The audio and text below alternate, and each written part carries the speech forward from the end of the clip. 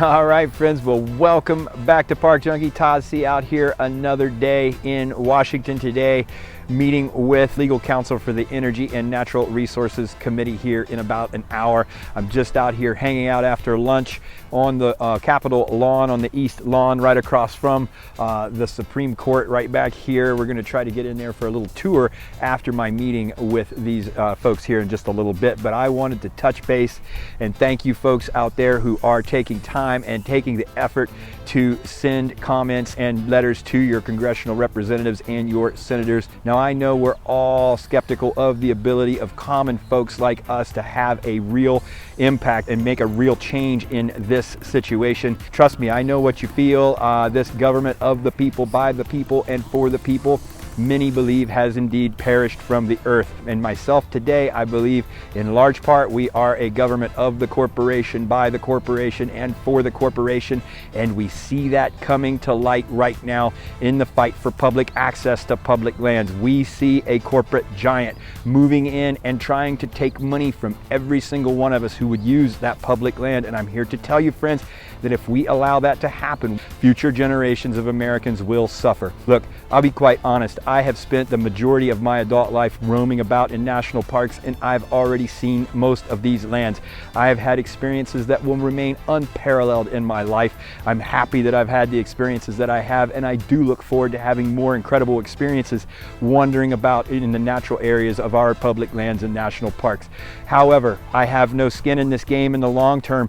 I have no offspring. This is not for me. If we lose this access, I've already been into these lands, but I want you to have access to these lands. I want your children and your children's children, as Theodore Roosevelt once said, to visit these lands, because I understand the power that exists on our public lands. These lands build character. They build resolve. They build strength in those who adventure in their depths. You cannot go into the wilderness and expect an easy trip. You will be challenged. You will be challenged moving toward your campsite on a trail when you're trying to put in 20 miles that day, and you've hiked 16 miles and you've got 4 miles still to go, and you wonder, oh, how am I ever going to get there? My feet are aching, my back is aching, I just want to quit right now.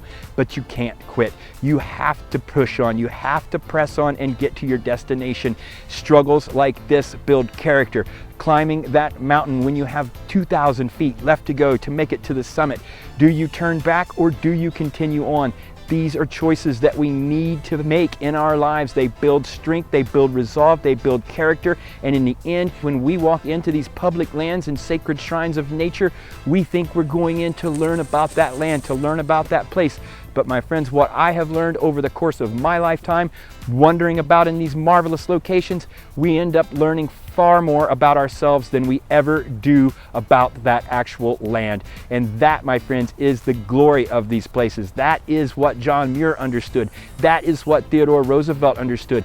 That is what Stephen Mather understood. These leaders, these pioneers in the national park idea understood that the character of a person was developed by the challenges that they had to overcome in these lands. You don't go into these lands and come out a weaker person. You go in and you find yourself, you find your strengths, you find your weaknesses, and future generations of this country, I promise you, will indeed be much better people for the experiences that they have on these lands. And if we box these lands off and we make it more difficult to access these sacred spaces, our future generations will suffer and our country will suffer as a result. Our future generations, our children and our children's children need access to these lands. We today need access to these lands, and the people who pioneered the national park idea that understood that very clearly. Thank you to you folks out there who are willing to step up and make a stand and send letters to your representatives. There is no way we can sit back and complain about this situation if we don't take part in making the situation better. We may fail. At the end of the day, do I have confidence that what I'm doing here will make a change? I don't know. I hope so, but I cannot look myself in the mirror if I don't try to make a difference in this situation, because this is where my passion lies.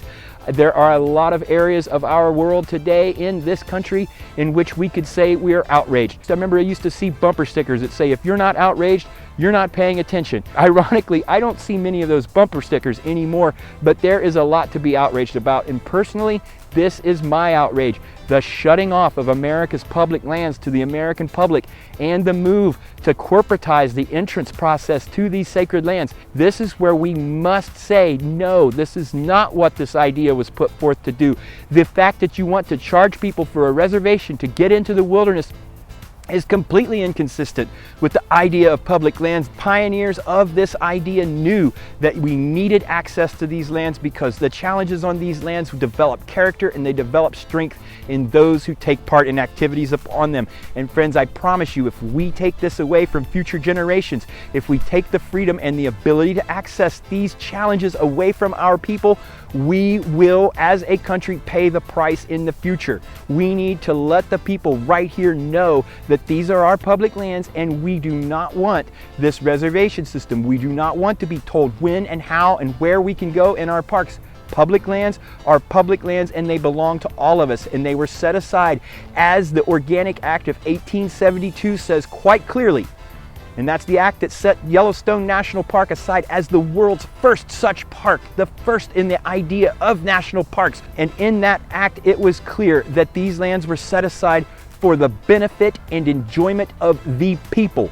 We are the people, not the corporation, us. And if we as a people do not have our input to these folks right here, I can promise you that it's not going to end well, because the corporate behemoth on the other side will have their lips and their words in the ears of these people who work right here. We need to stand up. We outnumber them, folks. We outnumber them. I see you out there. I see you people that complain on the Facebook pages for Glacier National Park. See in the comments how many of you are disgusted by the reservation system. I see you out there in Rocky Mountain National Park. I hear what you're saying in the comments on Facebook when you say, I just want to get into the park without reservations. The park has nothing to say to you. I do have something to say to you. I say contact these people right here and let them know your thoughts on this issue. And we do have an updated method by which you can contact your senators and representatives. You can use a link in the description below to democracy.io. And on that, you just click the link, go over to democracy.io, fill out your address, and it will immediately give you your 2 senators and your representative in the House. Then you go on to the next detail in the description below, which is a link to a Google Doc. I have a shortened letter that you can copy right out of Google Docs. Then you'll paste that right into the democracy.io message and poof, send it away. That is quick and painless. Because together we can make a difference. There's too many of us. 311 million people went to national parks last year. That is almost the entire population of this country. There are a lot of people in this great nation who love the adventures and the scenery and the absolute serenity that comes to being in these special places. And I know you want access. I know you're frustrated with the reservation systems. Friends, there's only one move. Quit talking to the Park Service. They're not listening. They're listening to the corporate giants. We need to talk to these people because we are the ones who vote them in, and you can vote them out. We need to make that very clear. These folks are the only shot we've got. So I want you to continue to stand strong. I want you to continue to send letters to your representatives, to your senators. I want you to call the Energy and Natural Resources Committee members if you're in their states. And even if you're not in their states, contact these people. I'm speaking with a couple of lawyers for that committee today. I'm taking a stand. Why? Just because I have to. I can't look myself in the mirror in this world if I do not take a stand for that which I believe is our right, and I see it being taken away by corporate interests. And my friends, I cannot abide that. This is where I draw my line in the sand, and I think many of you should do the same. This is the time that we make our point clear. This is our public land, and we do not want our access to this land curtailed. And I want you to continue your mission. Your mission is just to let these folks know how you feel about the reservation systems in our parks and public lands, and how we want to move forward with Title II of the America's Outdoor Recreation Act of 2023.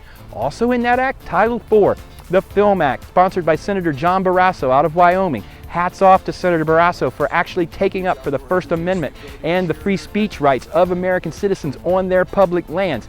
There are some in the Park Service who would fine me for standing here on the lawn of the Capitol for speaking my mind. They want to tell me that this is an illegal activity. Friends, this is the core of free speech. This is the core of our rights that were guaranteed to us by the First Amendment of our founding documents.